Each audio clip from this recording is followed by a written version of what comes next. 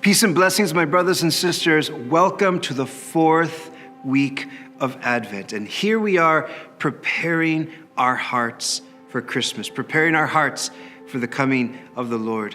And this week, I invite you to walk with Mary. Let us strive to trust like Mary, to suffer like Mary, and to be gentle like Mary.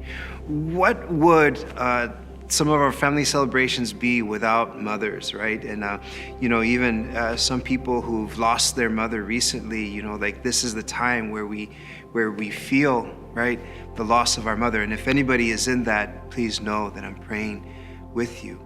But it's like our mother is such a gift. And what would Christmas be without the mother of Jesus? What an incredible gift. I remember I read a meditation one time, and as we know in Catholic teaching, Our Lady gave birth. She was not suffering the effects of original sin, right? And one of those effects is to give birth through travail. So she didn't have that. St. Thomas Aquinas says like light shines through a glass window, so too the Son of Man was born. But what would come from the cross, she would, in a way, give birth to the church. She is our mother, and she did suffer there. And I think Mary teaches us how to suffer in the right way. That's not a word that people like to use that much, suffer, right? It's like it could be misconstrued, it can be misunderstood, but can I say that we all suffer, we all go through something, and it's probably better if we look for examples of those who've done it well.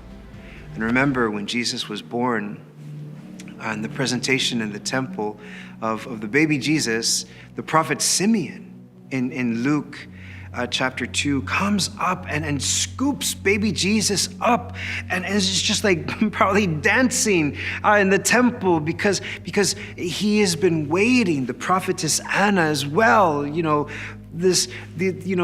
of our churches, there's these beautiful people who are always there after daily mass praying the rosary, probably keeping the world actually running with their prayers. And these were like them, Simeon and Anna, and then Simeon gave a prophecy to Our Lady. In Luke chapter 2, verse 34 and 35, he says, "This child will be the cause of the rise and fall of many, and you, a sword will pierce your heart." What a word, huh? And in these days of celebration, there are also days of suffering, because there's things that happen in our family, in the world. There's people that we miss. There's people who aren't talking to each other anymore. We feel it in our hearts. Mary knows this as well. And she took these things in her heart, but it caused her to believe more in Jesus. It caused her to give more. And this is the difference between Mary and me. Because sometimes it's just like interiorized, or it comes out in hopefully more and more healthy ways. But like, what would it be like to bring it to the Lord? This is what Our Lady did. And so I also invite you to be gentle like Mary. Be gentle like Mary. Okay, there's that song, right? Gentle woman, But think about it. When she held baby Jesus in her arms, the gentleness of a mother carrying a newborn, right? And you ever see in a family when like the little kid says, "Can I carry the baby?" You're like, "Okay, but be very careful." There's a gentleness that's taught, of course, right? Did you know that God is so gentle in this process of sanctification?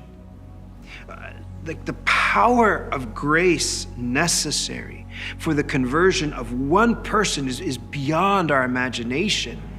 But yet this power comes with incredible gentleness. Think of somebody like St. Augustine, my patron. St. Augustine was in his 30s when he had his conversion. And let me tell you, he had a holy mom and he just wouldn't listen. But God was working on his heart. You can read this in his autobiography, The Confessions, how in retrospect, even from his childhood, God was beginning to plant the seeds, a gentle process of conversion. If God is gentle with our souls, my brothers and sisters, I invite you to be gentle with yourself. We'll see you next week, and let us prepare our hearts.